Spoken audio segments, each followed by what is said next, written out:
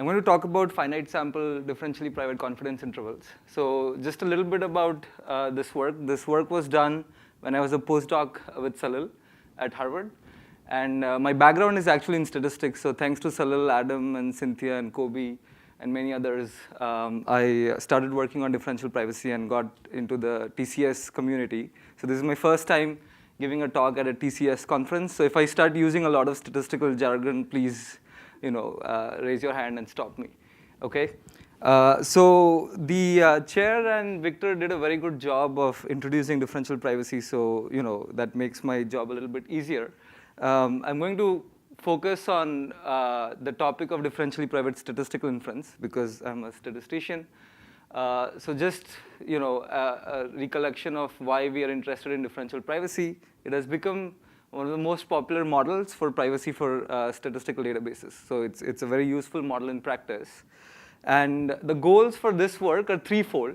So when I say differentially private statistical inference, there are three things that we have in mind that we want to achieve.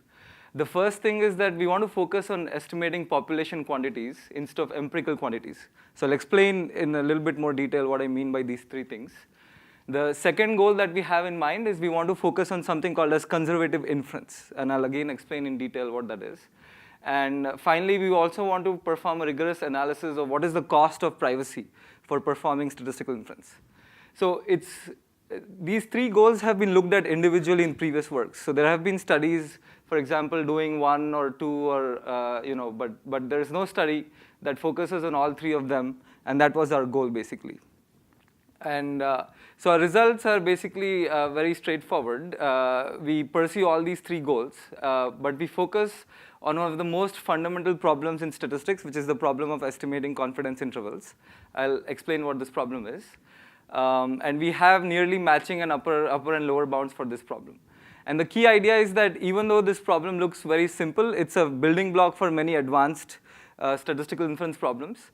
And we believe that many of the techniques that we have should actually be extendable to other complicated inference problems. Okay? All right, so this is my pictorial definition of differential privacy. I'll quickly go through this because Victor did a good job of already explaining it. So in differential privacy, you think of two neighboring databases that differ by one person's element. And you want to make some computation, which is a function of the data set, which is your output y.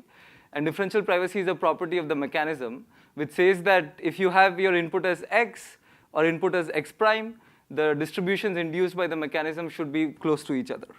And formally, what it says is that for all possible neighbors x and x prime, the distributions induced by the first data set should be e to the epsilon times the distribution induced by the second data set plus a delta parameter. So this is the same definition that Victor had. The only thing that I'm going to point out in the context of our work is that this definition assumes that the data set is fixed. So there is no randomness in the data set itself. All the source of randomness is coming from the mechanism. Okay? So that's an important point that will, we need to think about when we are doing statistical inference. And then there are many, many mechanisms for achieving differential privacy. I'm going to focus on the most basic one that we need as a building block for our results. So that's called the Laplace mechanism. And I'm going to explain it in the context of the problem that we're interested in solving. So let's say we are only interested in estimating the empirical mean of the data set. We have to make an important assumption that the data lies inside this interval minus b and b. Then we can release a differentially private version of the mean by simply adding Laplace noise with mean 0 and scale proportional to the range that we are assuming. So the scale should be 2b divided by epsilon, where b is the assumed range for all the input data points. And it's easy to show that this definition satisfies differential privacy.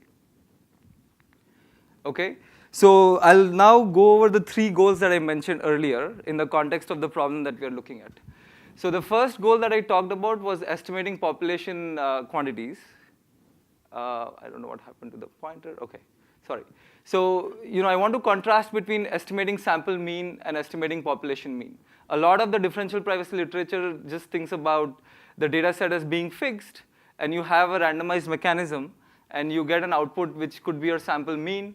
And this mechanism is designed so that you optimize the following loss function. So the distance from the output y, and the sample mean should be minimized. Okay, so that's the loss function, and you design a mechanism that minimizes this loss. On the other hand, in statistics, there's something missing. So we think that the data is coming from a underlying population. For example, it could be a normal distribution. So these are IID data points from this distribution. And what I'm really interested in is estimating the mean of the distribution. So now my loss function will actually change, and I'm interested in approximating mu. So the loss function is the absolute value from y and mu, basically, right? And there are a few notable exceptions that focus on statistical inference, but except for these papers listed here, most of the papers work on designing the mechanism with the loss function that is the absolute distance from the empirical statistic. So that's our first goal. The second goal is where I want to talk about conservative inference. So far I mentioned that we are estimating the population mean, right? I'm just giving you a number that's supposed to be an estimate of the population mean.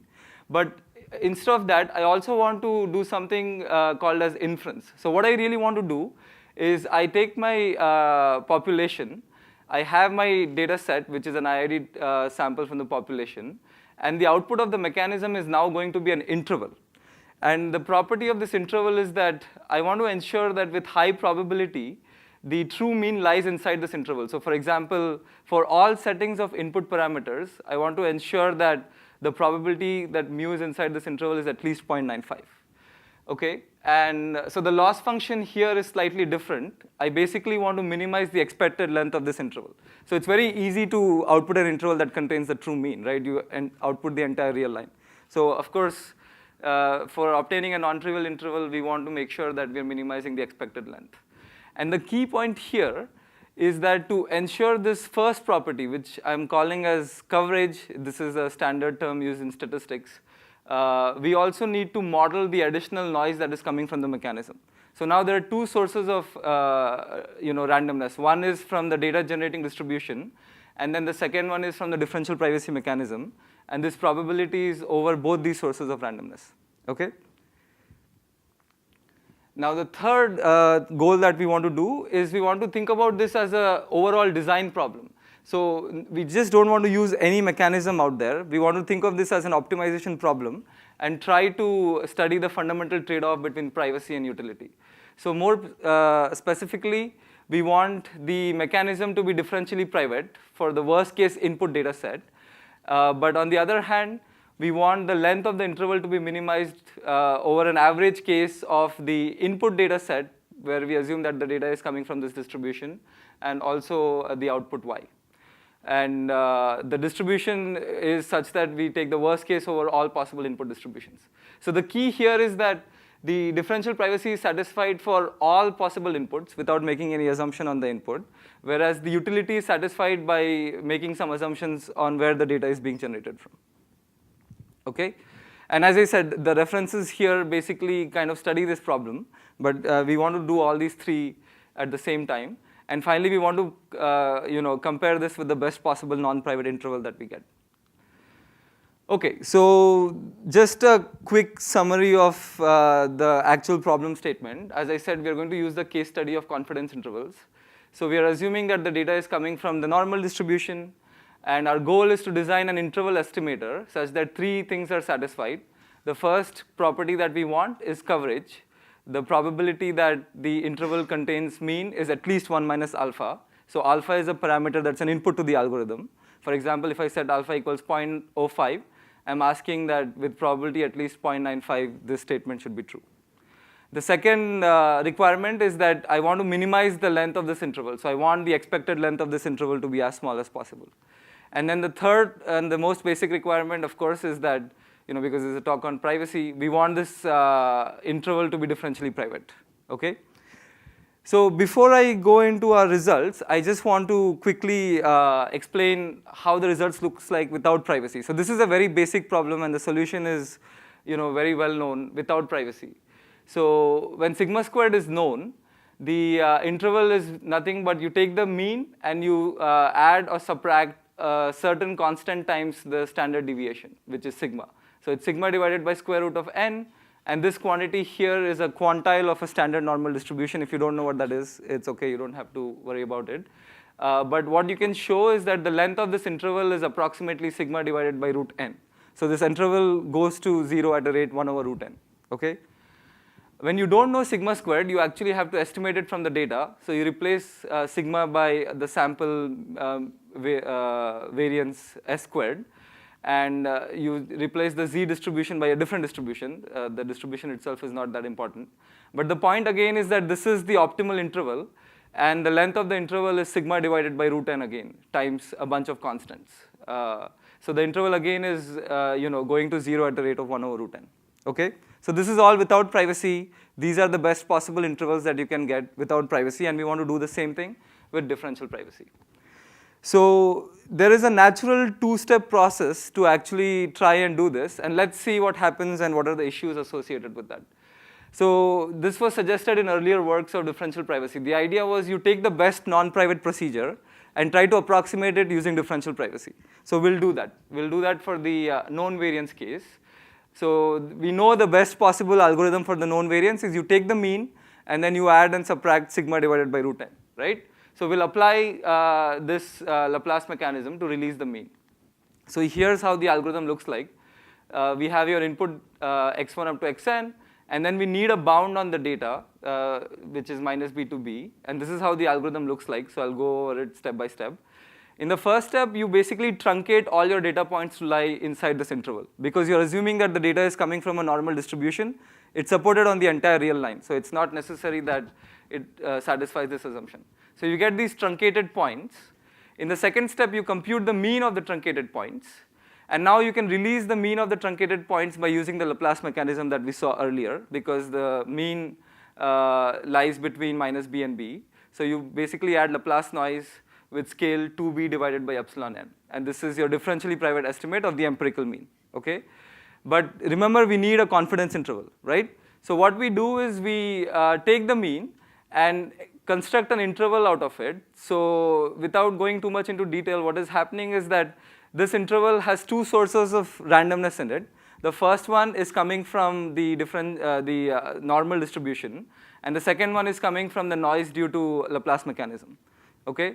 And that's why you have this two terms here, sigma divided by root n, and then this is the tail bounds for Laplace distribution, okay? So this is a very simple interval, and let's see what are the issues associated with this. So the first issue is of coverage. Remember, we want to make sure that with high probability the true mean is inside this interval, right?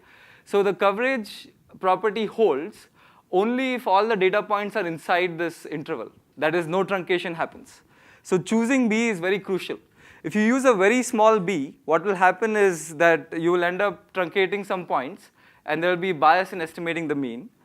And on the other hand, if you try to make the b as large as possible to make sure that nothing is being truncated, you will reduce the bias, but the variance will go up. So there's a bias-variance trade-off. And remember, the analyst has to choose b without looking at the data. So you can't just say that I'm going to use the maximum and minimum as my choice for b, because that will violate differential privacy. Okay, so that's one issue. The second issue is the following. So at a first glance, it looks like the interval is doing fine. If you look at the length of the interval, if you ignore the constants, it's sigma divided by root n plus b by epsilon n. So it seems like the additional thing that you're getting because of privacy is going to 0 at a rate of 1 over n, which is much faster than the term without privacy. So it seems to be okay, but this analysis actually hides some important issues. The first issue is that for the first term to be dominating the second term, we need n to be very, very large. In particular, we need n to be greater than b by sigma times epsilon squared. And remember, we are trying to make b as large as possible because we don't want any bias. So this can be very large. Epsilon is a very small number. It's generally 0.1, 0.01. And then sigma is also something that can be small. So the actual sample size where this will start dominating this can be very, very large. And then the second issue is, of course, we don't know some of these parameters. We don't know sigma in most real settings, okay? So the problem with this process is that we'll get wildly incorrect inferences at small n. So we don't want to do this. And then the final problem is that this interval depends on b. which is a linear dependence, and this is not necessarily the optimal dependence. So we have lower bounds that show that this is not an optimal interval. Okay, so the takeaway messages I have so far is that it's not a good idea to take the best non-private procedure and approximate it by a private procedure. We need to study the overall design problem. We have to think about it from first principles. And we also want to ensure that we take into account all the parameters. We don't hide the parameters as constants, okay? And finally, but the most crucial thing is we want to make sure that we satisfy the coverage property for all possible n, and not just the case when n is infinity. All right. So these are our results, what we've able to achieve given these goals. So we have constructed conservative confidence intervals for normal mean with both known and unknown variance. We have matching lower bounds that show that our algorithms are nearly optimal. And they actually provide the desired coverage for all n. So we are able to achieve the soundness guarantee. And unlike most differentially private algorithms, we don't need to make any assumption on the bound of the data. So remember, the naive Laplace mechanism required your data to lie between minus b and b. We don't need that assumption. We need an assumption that the parameters are bounded for pure differential privacy. And we show that such an assumption is actually necessary. But for approximate differential privacy, we can also get rid of that assumption. Okay? So I'll quickly go over a very high-level overview of the first result. So we show, for example, that there is an epsilon differentially private algorithm that gives us the required coverage for all possible n. So there is no compromise on the coverage. But on the other hand, the length of the interval is quite small whenever the sample complexity is large enough. So whenever n is larger than log of r divided by sigma, the expected length is sigma divided by root n plus sigma divided by epsilon n. And note that there is no dependence on the parameter b, but the dependence on r is logarithmic. And we also have a lower bound that matches this. So the lower bound says that either you output a trivial interval, such that the interval basically is greater than or equal to r by 2, or you need the length of the interval to be greater than sigma over epsilon n, as long as the sample complexity requirement is satisfied. So this basically matches almost the upper bound, except for the logarithmic terms that we have here. And we have similar results for the unknown variance, but I'm going to skip this because of lack of time. The one last thing that I want to mention that actually is very important in applications is something called as additive error versus multiplicative error. So if you remember, the non-private length for the known variance was 2 times this quantile times sigma divided by root n, right? On the other hand, we were able to develop an algorithm whose expected length is sigma divided by root n with some constant factors here, plus sigma divided by epsilon n, okay? So the problem here is that there is a constant leading term here, and no matter how large your n is, this will always lead to a multiplicative increase in your interval, which is not acceptable in practice.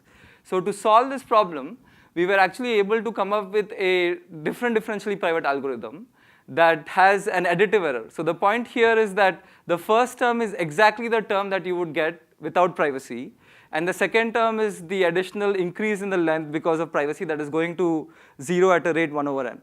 So for large n, the increase in the length of the interval is only additive as opposed to multiplicative, and this is a very important requirement for the application that we are considering.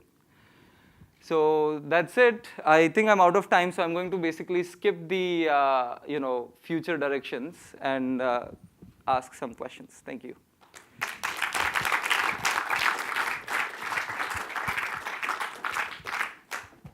Maybe one quick question while the next speaker sets up.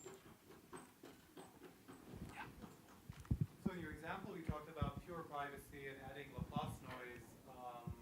When you're willing to settle for approximate privacy, does adding Gaussian noise make your life much easier?